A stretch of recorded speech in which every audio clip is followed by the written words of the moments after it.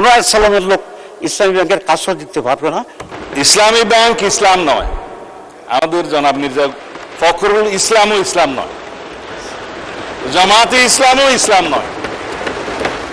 Budget অধিবেশনের তৃতীয় দিনে জাতীয় সংসদে ইসলামী ব্যাংক নিয়ে উত্তপ্ত বাকবিতণ্ডা চলে সরকারি ও বিরোধী দলের মধ্যে।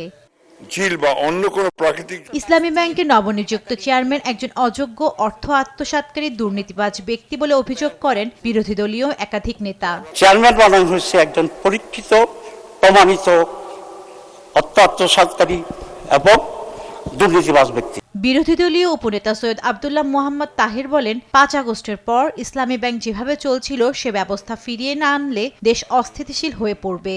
ইসলামী ব্যাংকের পক্ষে যা আছে তারা আন্দোলন করবে এবং দেশে একটা বড় ধরনের আনরেস্ট হওয়ার সম্ভাবনা আছে। বিরোধী দলীয় নেতা শফিকুর রহমান অভিযোগ করেন, নতুন চেয়ারম্যান এস আলমের অপকর্মের সহযোগী। ব্যাংকটি আবারও ক্ষতিগ্রস্ত হবে আশঙ্কা করে তিনি বলেন, ব্যাংকিং ব্যবস্থা মাটির সাথে মিশে যাবে।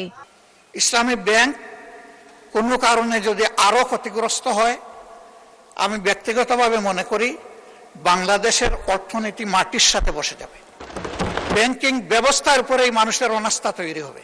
জোর জবরদস্তি করে যাদের শেয়ার ডাকাতি করে নিয়ে যাওয়া হয়েছিল, ন্যায্য মূল্যে তাদের সেসব শেয়ার ফিরিয়ে দেওয়ার দাবি জানানোর পাশাপাশি এই ইস্যুতে প্রধানমন্ত্রীর হস্তক্ষেপ কামনা করেন তিনি। আমি মাননীয় প্রধানমন্ত্রীকে বিশেষভাবে অনুরোধ করব, বিষয়টা নিয়ে তিনি যেন সিরিয়াসলি ভাবেন।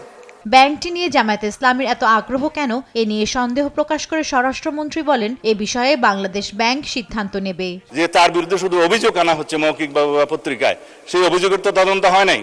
সুতরাং প্রিজাম্পশন অফ ইনোসেন্স হিসাবেই সে তার বেনিফিটটা পাবে। যদি অভিযোগ আনে, তদন্ত হবে, তখন সেটা দেখা যাবে।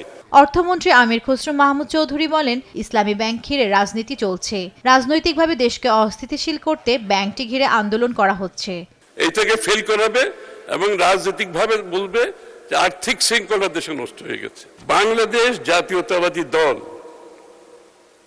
আমরা আর্থিক শৃঙ্খলায় বিশ্বাস করি। অর্থমন্ত্রী এ ধরনের রাজনীতি থেকে সকলকে বেরিয়ে আসার আহ্বান জানান। একটা রাজনৈতিক স্থিতিশীল করার একটা প্রক্রিয়া চলছে মাননীয় স্পিকার। জান্নাতুল মোহনা, দেশ টিভি, ঢাকা। আল্লাহ তাআলা সে বিষয়ে সম্যক অবগত আছেন।